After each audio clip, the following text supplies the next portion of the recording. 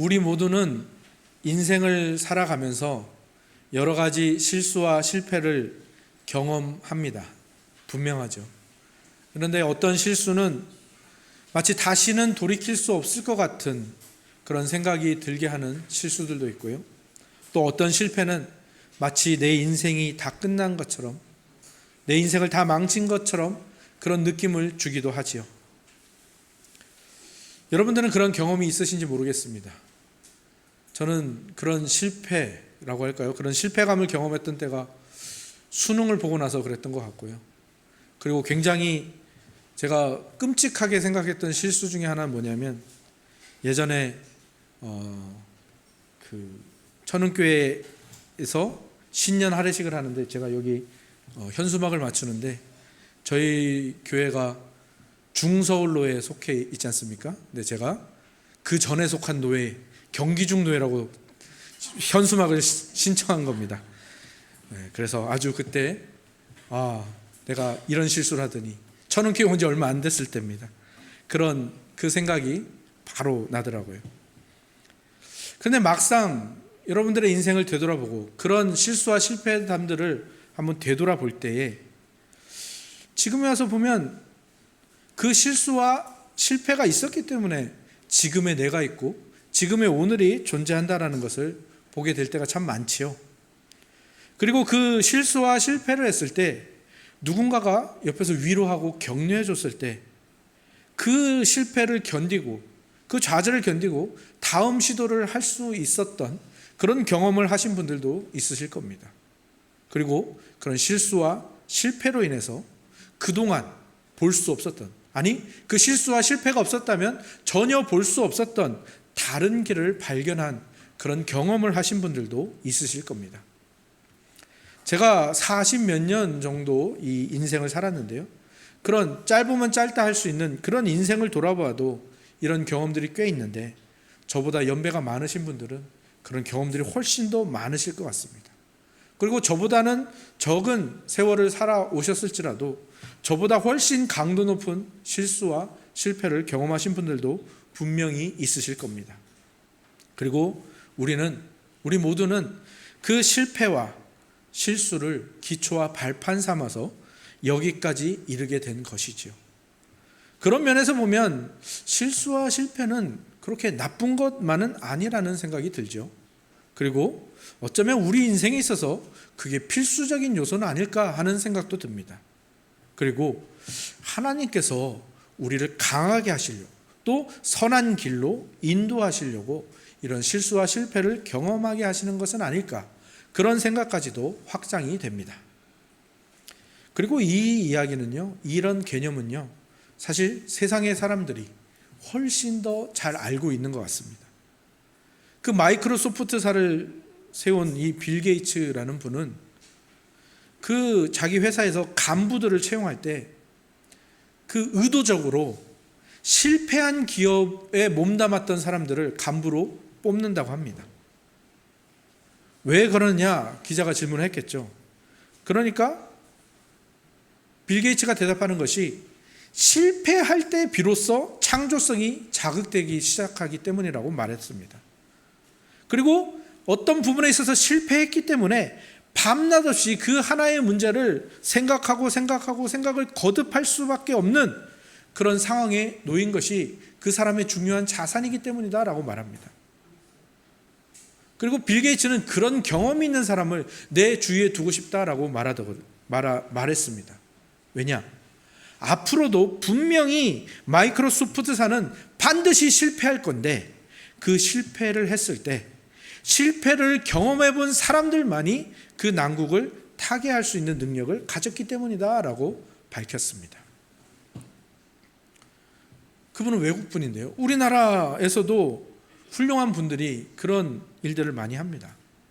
바둑기사 중에 이창호 구단 아시는 분이 있을 겁니다. 바둑계에서 어마어마한 전적을 세운 분이죠. 그분이 세계대회 우승을 21번 해서 아마 세계대회 우승 1위의 기록을 가지고 있을 겁니다. 그리고 통산 승리는 조훈현이라는 그 기사 다음으로 2위입니다. 나이가 훨씬 어린데요. 그러니까 아주 전설 같은 바둑 기사죠. 그런데 이창호 기사에게 또 어떤 기자가 물었습니다. 당신의 성공 요인은 어디에 있다고 생각하십니까? 그러니까 이창호 구단은 그냥 망설이도 않은 채 말합니다. 제 성공 요인은 복기에 있습니다. 복기라는 게 뭡니까? 바둑이 끝나면 그 바둑을 다시 한번 한 수 한 수 다 되짚어 보는 겁니다. 바둑 기사들은 그걸 다 기억한다고 하더라고요. 근데 그걸 한 번 더 이렇게 복기를 하는 겁니다. 그러면서 말합니다. 내게는 천재적인 재능은 없지만 끈기는 있습니다. 패한 대국, 패한 시합의 대국을 다시 놓아보면서 실패의 원인을 찾는 복습의 노력만큼은 누구보다도 더 많이 했습니다. 그렇게 말했죠. 그러니까 실패한 바둑을 복귀하면서 자기가 어디서 실수했는지, 왜 실패했는지 그 원인을 찾고 그 단점들을 보완해 갔기 때문에 그 성공할 수 있었고 엄청난 승리와 그 위대한 전적을 쌓을 수가 있었던 것이죠. 실패가 나쁜 게 아닙니다. 실패가 나쁜 게 아니라 실패해서 아무것도 배우지 못하는 게 나쁜 거죠. 그렇지 않습니까? 우리 인생의 실패와 실수는 정말 아프고 쓰디쓴 불청객입니다. 불편한 불청객이죠. 하지만 그 불청객은요, 항상 교훈이라는 의외의 선물을 주고 가는 녀석이죠. 인생은 실패 때문에 실패하는 게 아닙니다. 실수 때문에 망하는 것이 아닙니다. 오히려 실수와 실패에 대한 잘못된 반응 때문에 돌이킬 수 없는 그 상황으로 자기를 몰아가는 것뿐이죠. 신앙도 마찬가지입니다. 우리는 신앙에 있어서 성공을 잘 느끼지 못하고 많은 경우에 실패감을 느끼고 말씀과 내 삶이 괴리된다라는 그러한 실패감을 많이 느끼는데요. 우리가 신앙에 있어서 실패감을 느낀다라는 것은요, 우리가 실패자라는 뜻이 아닙니다. 아직 성공하지 못한 것이다라는 의미죠. 그리고 그 실패감을 느끼고 있는 그 시간은 어떤 시간입니까? 새로운 무엇인가를 배우는 시간인 겁니다. 그리고 다른 면으로는 그것이 좀 더 시간이 걸리겠구나라는 의미이고 하나님께서 훨씬 더 좋은 계획과 선한 길을 준비하고 계신다는 의미죠. 그리고 우리는 오늘 본문 전에 나오는 11절에서 14절을 통해서 두 주간 베드로가 실수를 저질렀고 그 실수에 대해서 바울이 어떻게 대응했는지를 함께 나누었죠. 그리고 그 본문에서 이어지는 15절에서 21절 오늘 읽으신 본문을 가지고 우리는 우리가 어떻게 실수하는지, 그리고 그 실수를 어떻게 대처해야 되는지, 그리고 그것을 어떻게 우리가 누릴 수 있는지를 함께 살펴보려고 합니다. 첫 번째로는요, 베드로의 실수를 통해서 우리도 자주 저지르는 실수가 무엇인지를 함께 살펴보겠고요. 두 번째로는 그 실수를 우리가 어떻게 선하게 활용할 수 있는지를 살펴볼 거고요. 마지막 세 번째로는 이 모든 것을 가능하게 하는 힘, 그 힘에 대해서 살펴보면서 우리에게 그것을 적용하는 시간을 가져보도록 하겠습니다. 먼저 베드로의 실수를 통해서 우리가 자주 저지르는 실수를 한번 살펴보기를 원하는데요. 아까도 말씀드렸지만 우리는 이미 오늘 본문 앞에 나오는 2장 11절에서 14절을 가지고 이미 끝난 재판이라는 말씀, 그리고 두려움이 만드는 차별이라는 두 말씀을 통해서, 두 주의 말씀을 통해서 베드로의 실수, 그리고 그에 대한 바울의 반응을 함께 살펴보았습니다. 베드로가 유대인의 인정을 받기 위해서, 그리고 평범하고 평균적인 그 유대인에서 떨어지지 않기 위해서 그러한 두려움이 생긴 거죠. 할레파 유대인들이 찾아온다고 했을 때 이방인과 식사하는 것이 그런 두려움을 그에게 만들었습니다. 그래서 그 이방인의 식탁에서 물러나는 외식을 범하고 말았지요. 그런데 우리가 지난주에 살펴본 것과 같이 사실 평균이라는 것은 이 세상에 존재하지 않는 것이고 그것은 오히려 비교로 우리를 이끌어가서 우리를 비참해지게 만들거나 교만해지게 만들려는 마귀의 속임수라는 것을 우리가 지난 시간에 함께 나누었죠. 그런데 이 속임수가 얼마나 교묘한지 베드로가 여기서 넘어진 겁니다. 실수했고요, 실패했습니다. 그리고 베드로의 그 실수는요, 많은 이방인 신자들 안에 다시 두려움을 불러일으켰고요, 다시 내가 율법을 지켜서 구원을 얻어야 하나라는 그 불안함과 두려움을 일으키는 아주 심각한 부작용을 낳았습니다. 그런데 이때 바울이 베드로를 그냥 정죄만 하거나 비난을 했다면 어떻게 됐을까요? 초대교회는 여기서부터 다시 바울파와 베드로파로 나뉘어졌을 것이고요. 아마 그 논쟁이 2장에서 계속해서 나왔겠죠. 하지만 그것이 나오지 않고 바울이 베드로의 죄를 지적하고 잘못을 따지는 것보다는 다른 조치들을 취하고 있는 모습들을 보여주고 있죠. 지난 시간에 나눈 것과 같이 바울은 베드로에게 이렇게 말하는 겁니다. 베드로여, 당신은 이미 그리스도께 인정을 받았기 때문에 저 할레파 유대인들의 인정을 받으려고 애쓸 필요가 없습니다 라고 말하는 겁니다. 바울이 복음을 근거해서 베드로를 바라보고 있고 그 베드로가 그리스도 안에서 얼마나 사랑받고 있는 존재인지, 얼마나 부유한 존재인지를 계속해서 깨우치려고 하는 것이죠. 그 바울의 말이 2장 14절부터 시작해서 오늘 본문 15절, 17절 그렇게 계속해서 이어지고 있는 것이죠. 근데 어떤 성경 해석자들은 15절부터는 베드로에게 하는 말이 아니고 갈라디아 교인들에게 하는 말로 보는 것이 낫다. 14절에서 베드로에게 하는 이야기가 끝난다라고 그렇게 보기도 합니다.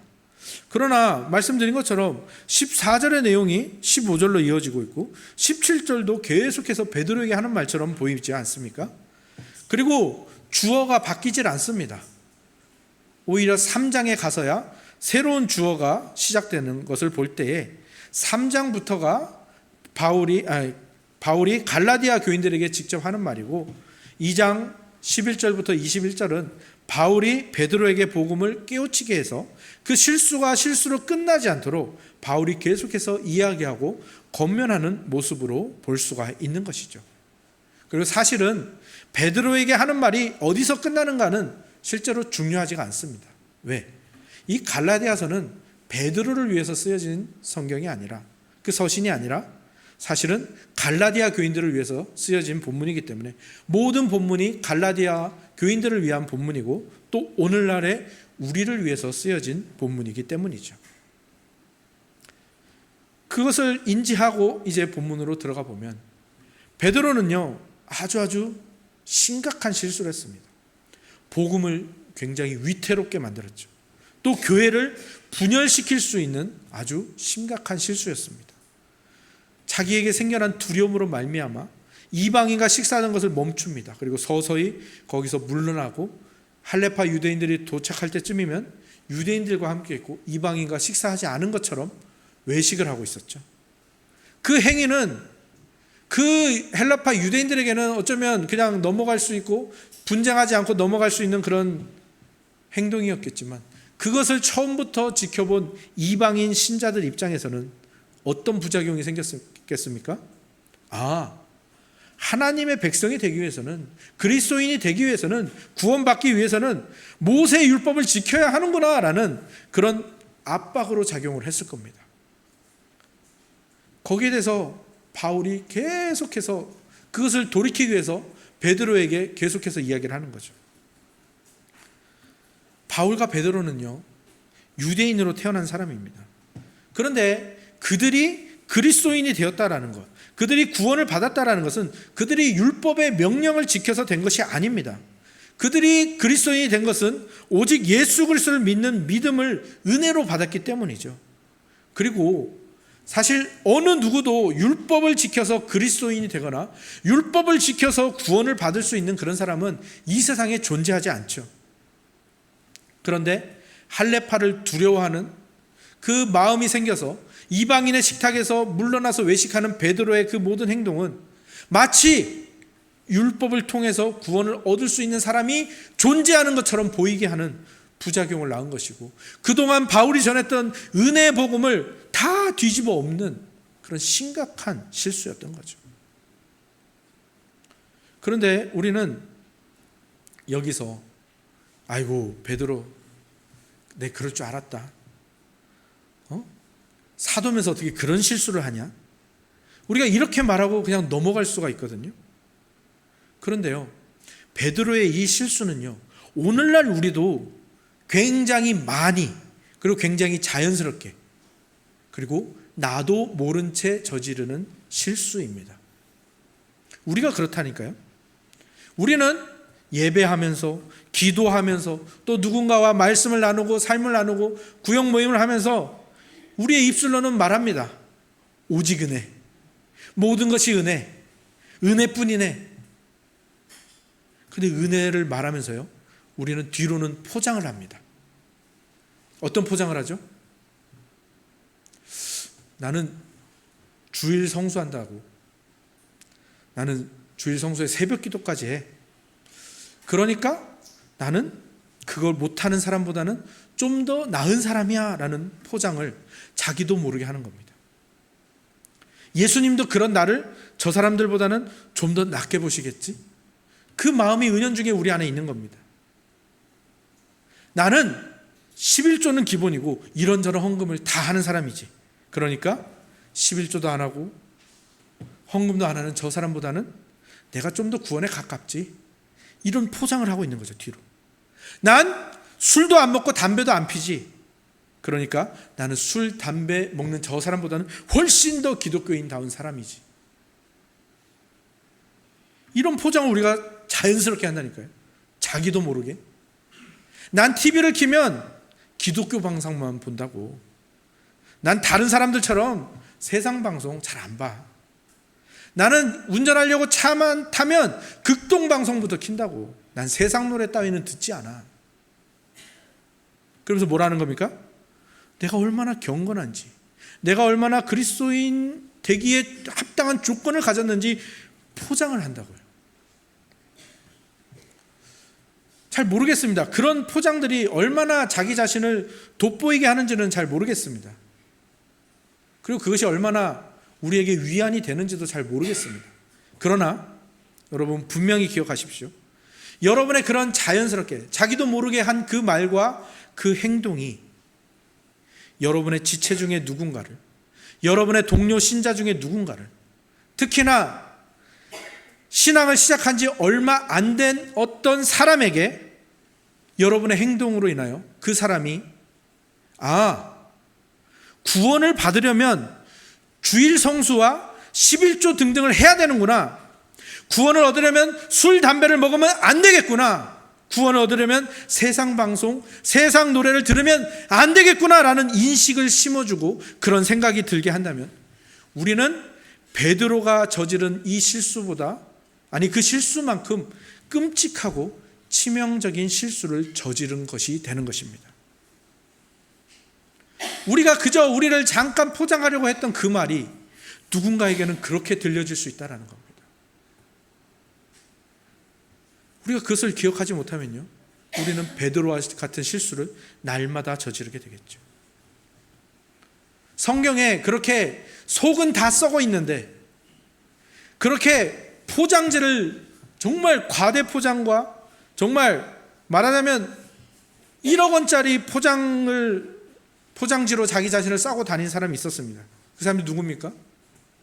복음서에 나오는 바리새인들이죠. 주님께서 그들을 뭐라고 부르셨죠? 회칠한 무덤 같다라고, 아니 회칠한 무덤이다라고 말했습니다. 회칠한 무덤. 겉은 석회를 발라서 깨끗할지 몰라도 그 속은 사망과 죽음이 가득하다라는 거죠. 어떤 사람이 이런 말을 했습니다. 포장하는 인생의 끝은 끝장이다. 은혜는요, 입으로 부르짖는 것이 아닙니다. 은혜는요, 내가 무엇을 해야 나에게 주어지는 것이 아닙니다. 은혜는요, 삶으로 살아내는 것이고요, 내가 받은 것을 누리는 것이죠. 우리가 이렇게 베드로처럼 포장만 번드르게 하는, 바리새인처럼 포장만 번드르게 하는 이 실수를 자주 저지르고요, 자연스럽게 저지르고요, 자기도 모르게 저지른다는 사실, 우리가 그것을 인지해야 됩니다. 그리고요, 그 실수를 우리가 어떻게 선하게 활용할 수 있을지를 거길로 나가야 됩니다. 그게 바로 오늘 우리가 두 번째로 살펴볼 부분이죠. 그리고 사실 오늘 읽으신 본문 전체가 그것을 말하고 있는 것이죠. 바울은 17절과 19절에서 이렇게 말하고 있습니다. 베드로요, 베드로 사도님, 당신과 내가 그리스도 안에서 의롭게 되려고 했던 그 모든 것이 혹시나 죄라고 판명된다면, 그러면 그 죄는 그리스도께서 만들어내신 겁니까? 그럴 수 없지 않습니까? 터무니없는 이야기가 아닙니까? 그러면 반대로 누군가가 율법을 통해서 의롭게 되려 한다면 그것은 그리스도께서 이루신 은혜의 구원, 이 모든 것을 다 무너뜨리는 것이 되는 거 아닙니까? 그것이 진짜 죄 아니겠습니까? 라고 바울이 베드로에게 말하는 겁니다. 그리고 바울이 말하는 거예요. 사실 제가 그렇게 살았거든요. 제가 율법으로 의로워지려고 엄청나게 애를 써본 사람입니다. 그런데요, 그 삶은 죄를 만들어낼 뿐입니다. 그리고요, 그 율법을 절대로 다 지킬 수가 없어요. 율법대로 살 수가 없어요.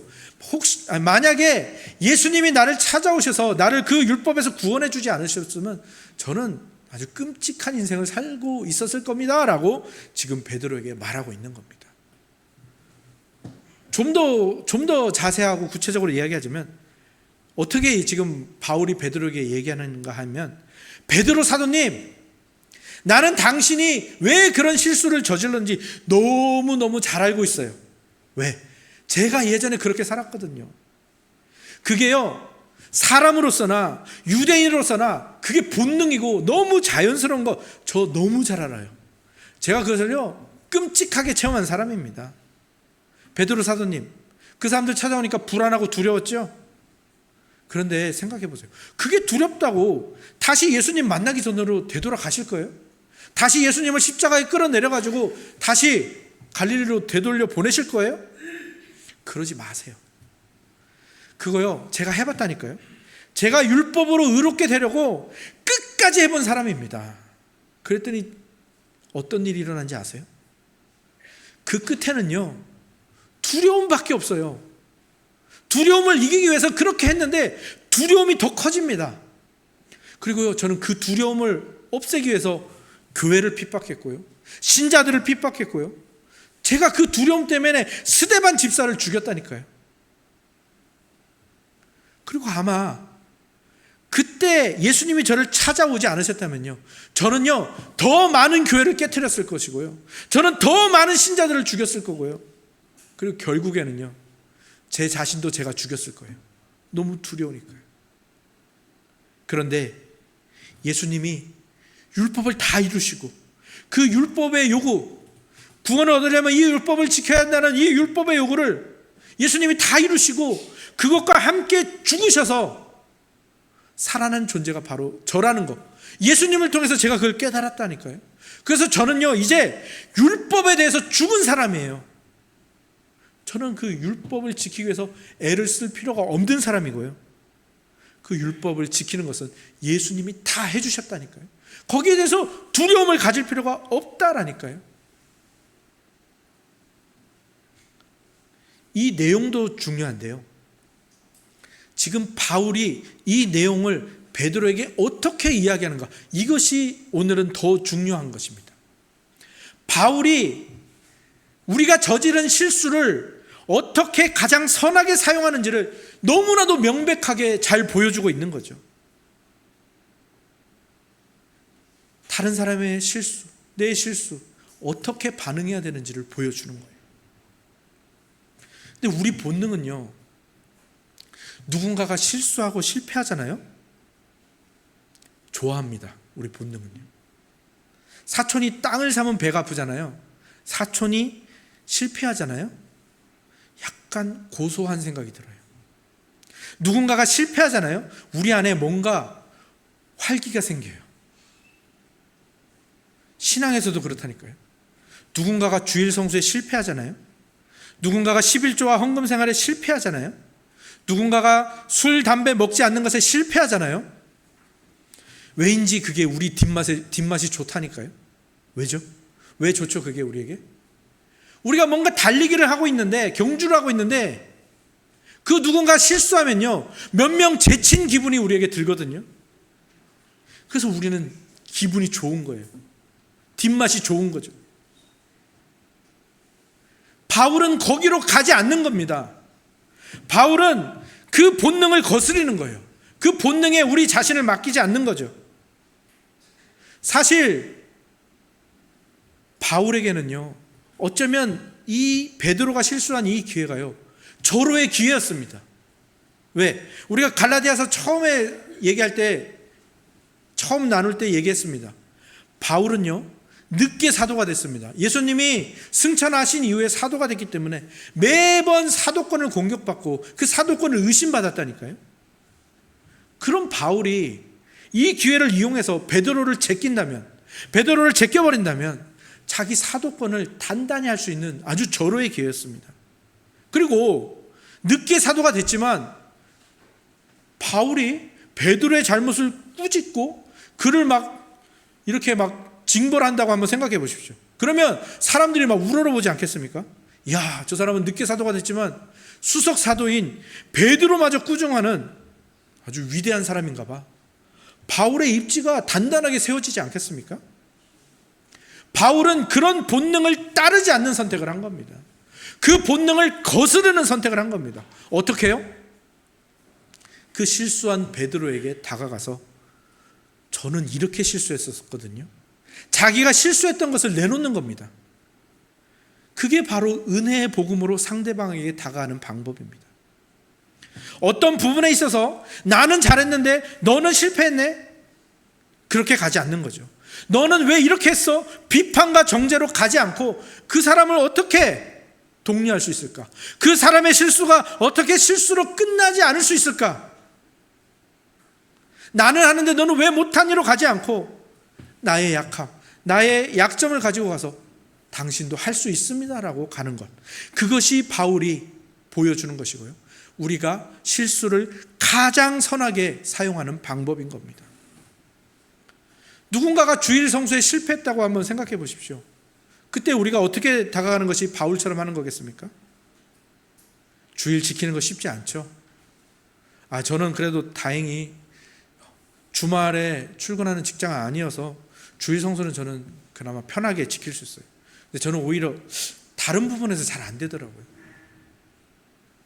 힘내시고요. 우리 같이 기도할까요? 11조나 헌금 생활을 주저하는 지체가 있는데 그 지체에게 다가가서 이렇게 이야기하는 겁니다. 헌금 내는 거 힘드시죠?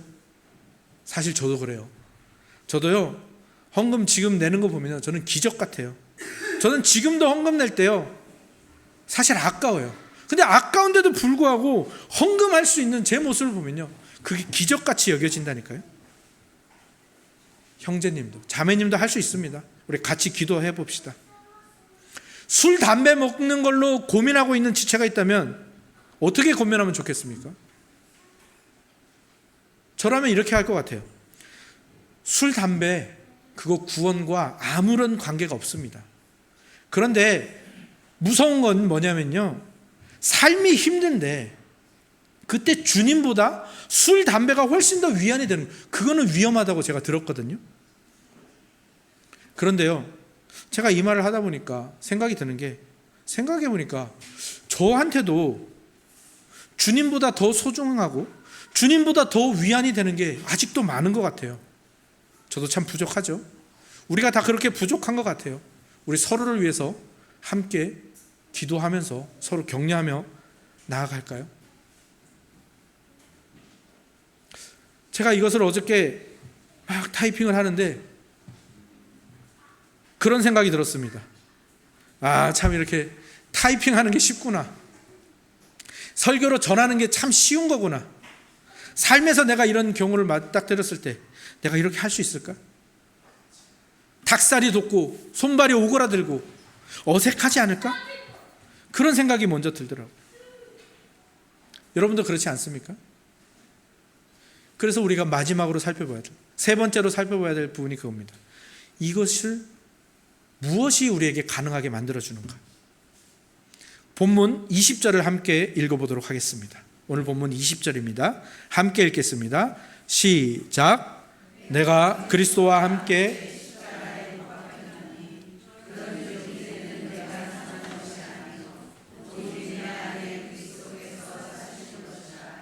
이제 내가 육체 가운데 사는 것은 나를 사랑하사 나를 위하여 자기 자신을 버리신 하나님의 아들을 믿는 믿음 안에서 사는 것이라. 아멘. 굉장히 유명한 구절이죠. 많은 신자들이 암송하기도 하고요, 적어서 간직하고 또 마음과 심령 속에 간직하는 사람들이 참 많더라고요. 인터넷이나 카톡에 인사말이나 상태 메시지로 쓰는 사람들 많이 봤고요, 저도 그런 적이 있습니다. 이 구절 무엇을 말하고 있습니까? 우리가 그리스도와 함께 십자가에 못 박혔고요, 그래서 우리의 옛사람은 다 죽었고요, 그리고 율법으로 의로움을 얻어야 하는 존재도 죽었고요, 자기 중심성과 우리의 본능, 옛사람들 다 죽었다라는 겁니다, 십자가에서. 그리고 예수 그리스도가 살아나실 때 함께 살아나서 이제 우리가 사는 것은 예수 그리스도가 사는 것, 우리가 사는 것이 곧 예수 그리스도라는 것, 그것을 말하고 있는 겁니다. 우리가 살아가는 새로운 삶은 십자가에서 우리를 위해서 자신을 내어주신 그리스도를 믿는 믿음으로 사는 것이다 라는 구절이죠.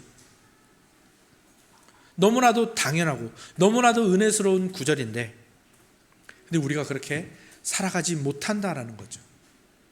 망자개치라는 그런 사자성어가 있더라고요. 무슨 말인가 하면 죽은 자식 나이 센다라는 겁니다. 죽은 자식 나이 세는 거.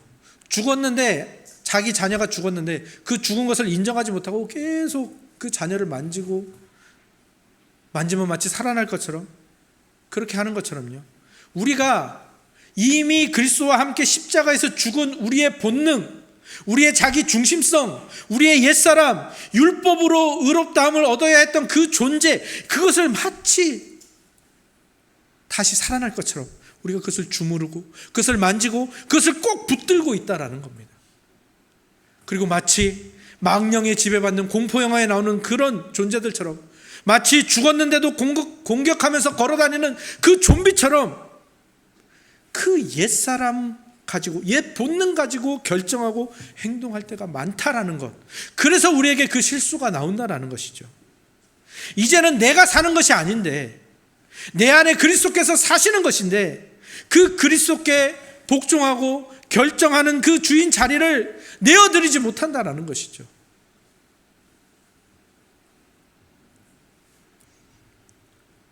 그럼 우리는 어떻게 해야 됩니까? 여러분들 미켈란젤로가 만든 다비드상 아시는 분들은 아실 겁니다. 미켈란젤로라는 위대한 미술가가 다윗을 조각한 겁니다. 골리앗을 향해서 물맷돌을 던지려는 그 다윗을 조각했는데요, 그 미켈란젤로가 다비드상을 만들 때 그런 이야기가 있습니다. 그가 커다란 대리석 바위를 보았는데 미켈란젤로에게는 이미 그 안에 있는 다윗이 보였다고 합니다. 그래서 미켈란젤로는 자기는 그렇게 얘기하는 겁니다. 나는 무슨 작업을 한 거냐면, 나는 다윗을 조각한 것이 아니라 다윗의 몸에 붙어 있으면 안 될 것들을 쪼아내고 다듬었을 뿐이다 라고 이야기했다고 하죠. 이게 바로 우리의 인생에, 우리의 신앙에 있어서 일어나야 하는 과정인 것입니다. 그리고 일어나야 하고 우리에게 일어나고 있는 과정인 것이죠. 내 본능, 내 자기 중심성, 옛 사람, 율법을 지켜야 의로워진다라는 이 인과율, 이것들이 우리에게 덕지 붙어 있는 거죠. 마치 우리 자신인 것처럼. 근데 이런 것들은 다 죽은 것입니다. 이런 것들을 쪼아내고 떼어내고 깎아내려면 어떻게 해야 됩니까? 미켈란젤로가 했던 것처럼 내 안에 있는 예수 그리스도, 내 안에 사시는 예수 그리스도, 그 예수 그리스도를 보아야 하는 겁니다. 그리고 그 예수 그리스도가 아닌 것들을 쪼아내고 깎아내는 것, 그게 바로 우리가 해야 될 일이고요, 우리가 여전히 붙들고 있는, 그 힘을 줘서 붙들고 있는 옛사람, 자기중심성, 이 붙들고 있는 이 힘을 빼야 되는 것입니다. 이 이야기도 여러분 혹시 들어보신 분 계실 겁니다. 예전에 프로야구팀 두산이죠. 두산팀이 야구 경기를 하다가 8회 때 아주 위기 상황이 닥쳤습니다. 그때 투수가 이현승 투수, 포수가 양의지 선수였는데요, 위기 상황이 되면은 포수가 타임을 부르고 마운드로 올라가서 투수와 이야기를 합니다. 이때도 양의지 포수가 타임을 부르고 마운드로 갑니다. 이럴 때는 작전을 이야기하기도 하고요. 그 다음에 어떤 공을 던질까 의견을 조율하기도 합니다. 그런데 양의지 선수가 뭐라고 했는지 이현성 투수가 피식 웃으면서 글러브로 양의지 선수 머리를 툭 치면서 야 들어가 이렇게 하는 겁니다. 그리고 각자의 자리로 돌아가서 경기가 진행되었고요. 그리고 이현성 투수가 공을 갑자기 굉장히 잘 던지고 그래서 그 승리하고 이현성 투수는 승리 투수가 되었죠. 시합이 끝나고 궁금했던 기자가 이현성 투수에게 물어봅니다. 아까 8회 때 그 위기 상황에서 양의지 포수가 마운드에 올라서 뭐라고 하던가요? 그랬더니 이현성 투수가 또 피식 웃으면서 이야기하는 겁니다. 아, 그놈이 올라오더니 이상한 얘기를 하더라고요. 형, 언더셔츠 2개나 껴입었어? 추워? 나이 들었나 보네. 그러니까 이현성 투수가 와서 뭔 얘기를 할까 들으려고 했는데 이상한 얘기만 하니까 그냥 글러브로 콩 지어받고 야 들어가, 그렇게 되었다라는 거죠. 보통 이런 때 마운드에 올라온 포수는 무슨 말을 합니까? 형, 지금 너무너무 중요한 순간이야. 모두가 지금 형만 쳐다보고 있어. 형의 그 공 하나하나에 우리 팀에 지금 승리가 달려있단 말이야. 형, 이번 공 너무 중요해. 형이 제일 자신 있는 공으로 던지란 말이야. 근데 이런 식으로 얘기했으면 어떤 일이 벌어졌을까요? 아마도 이현성 투수의 어깨에 힘이 빡 들어가고 아마도 좋은 공, 의도한 공을 던지지 못했을지도 모릅니다. 근데 양의지 포수가 올라가서 하고 싶었던 말이 뭡니까? 형, 긴장 풀어. 형, 힘 빼. 오늘 저도 여러분에게 드리고 싶은 말이 바로 그겁니다. 여러분, 힘 빼십시오. 사랑하는 성도 여러분, 힘 빼시기 바랍니다. 구원받기 위해서, 인정받기 위해서, 남들 눈에 나지 않고 남들 눈에 들기 위해서, 실수하지 않고 실패하지 않기 위해서 힘 주실 필요가 없습니다. 힘 빼십시오. 그렇게 힘 주고 살아가면요, 오히려 우리 안에 있는 옛사람과 자기 중심성과 이 본능만 자극하고 그것만 더 붙들게 될 뿐입니다. 그리고요, 자기 자신에게 그렇게 집중하면요, 자기 자신의 부족함밖에 안 보이니까 계속해서 포장하고 싶은 마음밖에 안 드는 겁니다. 그러면 또다시 실수하고 또다시 실패하고 실수와 실패해서 배우는 것도 없이 그것만 반복하는 인생이 되는 겁니다. 그럼 어떻게 됩니까? 네, 여러분 자신에게서 힘을 빼시고요, 여러분 안에 있는 예수 그리스도께 집중하시기 바랍니다. 이제는요, 여러분이 사는 게 아니라 여러분 안에 예수 그리스도께서 사시는 것임을 잊지 마시기 바랍니다. 그 그리스도께 나오십시오. 그 십자가의 그리스도를 날마다 바라보려고 애를 쓰시기 바랍니다. 왜? 그분이 여러분을 행복하게 하기 위해서, 여러분이 더 이상 그 쓸데없는 것들 붙들지 않게 하기 위해서 그 여러분의 본능, 자기 중심성, 율법을 지켜야 의로워진 이 모든 나쁜 것들을 다 가지고 십자가에서 죽으셨습니다.